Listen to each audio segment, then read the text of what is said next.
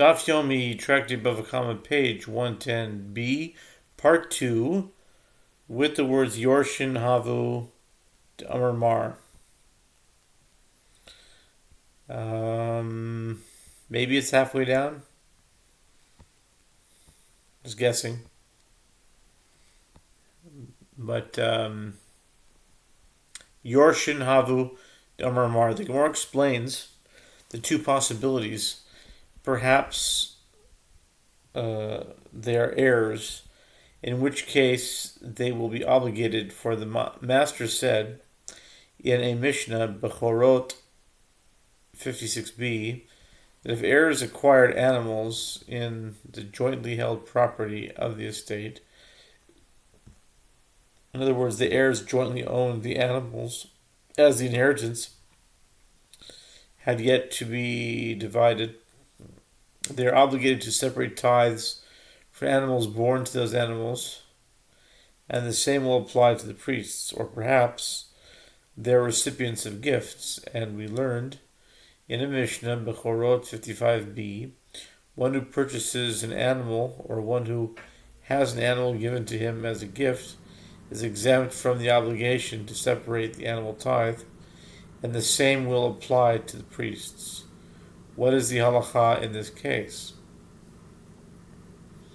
The Gemara answers come in here, a resolution to this dilemma from a Braita to Sefta, Chala 2, 7 through 10. 24 priestly gifts were given to Aaron and his sons.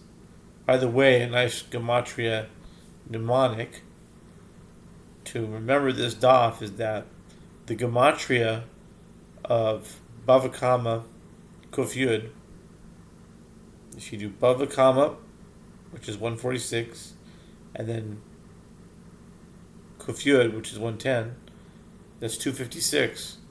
And 256 is the gematria of Aharon. And this daf talks all about the priests, which came from Aaron, and now it's talking about a brisa that's talking about, it actually mentions Aaron's name.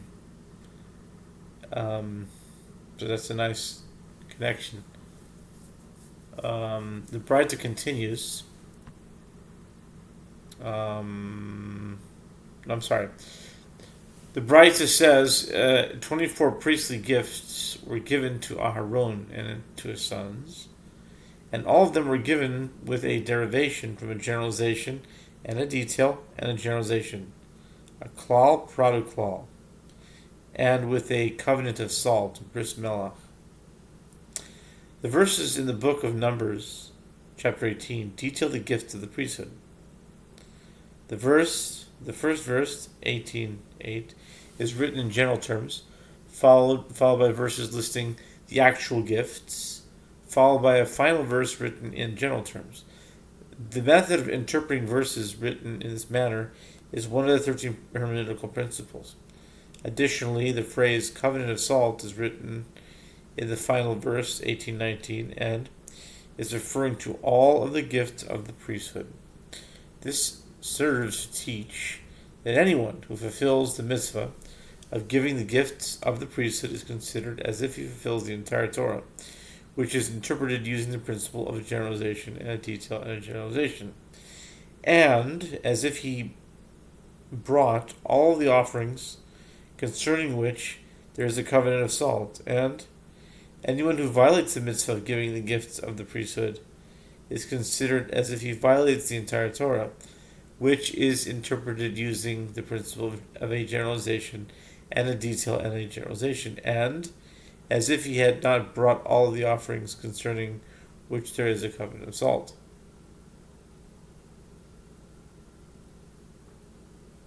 The Braita continues, and these are the 24 gifts. There are 10 in the temple, and 4 in Jerusalem, and 10 in the boundaries of Eretz Yisrael, and 10 gifts that the priests consume only in the temple are, the 10 gifts that they only consume in the temple are an animal sin offering, and a bird sin offering, and a definite guilt offering, and a provisional guilt offering, and communal peace offerings. Lambs, that is, lambs offered on Shavuot.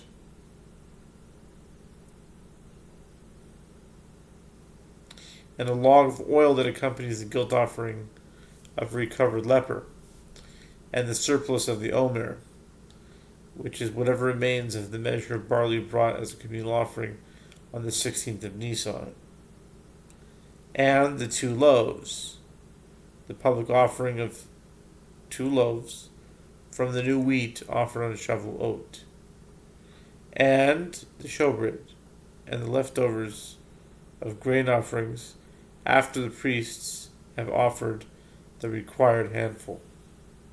The Braita continues, and the 4 gifts that the priests consume anywhere in Jerusalem, the firstborn of kosher animals and the first fruits, and the portions separated for the priests from the thanks offering, and the Nazarite's ram, and hides of consecrated animals.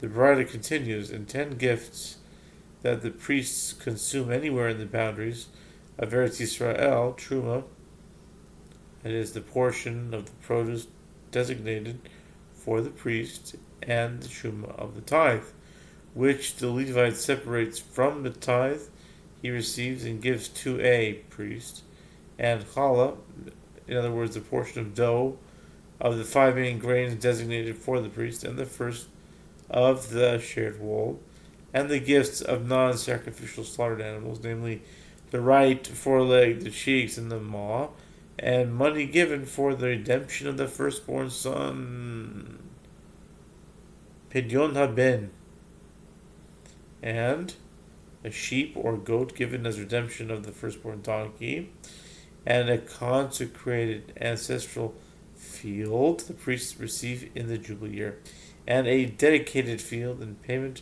for robbery of a convert who died without heirs.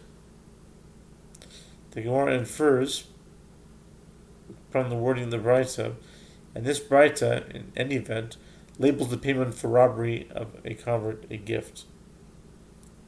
The Gemara suggests conclude from this Braita that the priests who receive it are considered recipients of gifts and not heirs. The Gemara affirms, conclude from it that this is so. Shema Mina. The Mishnah teaches if he gave the money to the members of the priestly watch and then he died before they sacrificed his guilt offering, the heirs cannot remove the money from the priest's possession. Abaye said, learn from this Mishnah that monetary restitution for the robbery atones for half of the sin, for if it does not atone at all, atonement is not achieved until the guilt offering is sacrificed. I would say that in the case of robbery of a convert, if the guilt offering is not brought, the priest returns the money to the robber's heirs.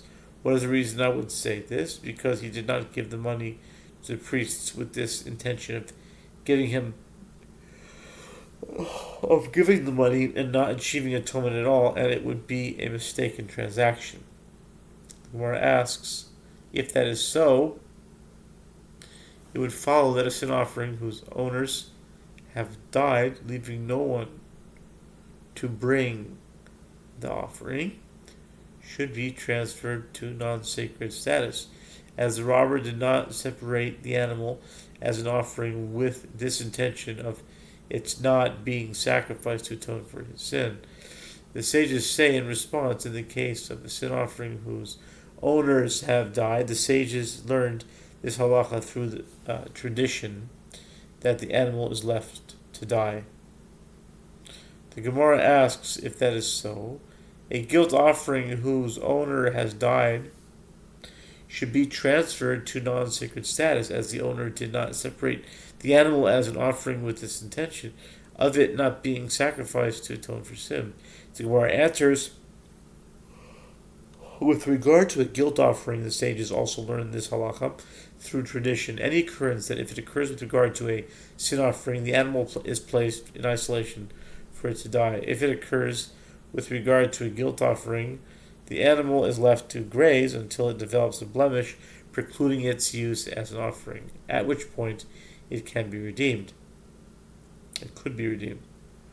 The Gemara asks, if that is so, then in the case of a woman whose husband died childless, who happened before her late husband's brother, who was afflicted with boils, to enter a levirate marriage with him, should go out free to marry without being required to perform the ritual through which the Yavam frees the Yavama of her private levirate bonds, where she did not betroth herself to this man's deceased brother with this intention of having a levirate bond with a man afflicted with boils.